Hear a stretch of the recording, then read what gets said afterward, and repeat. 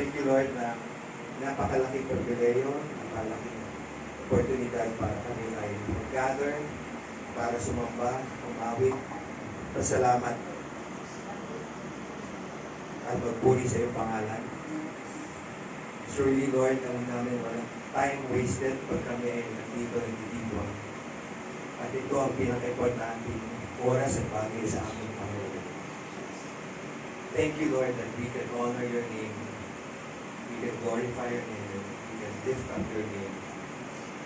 Lord, as we worship and listen to your word, prepare yung puso namin at ang aming mind para hindi lang makalimutan, kundi Lord, mag-dwell sa aming puso ang maririnig namin sa araw na ito.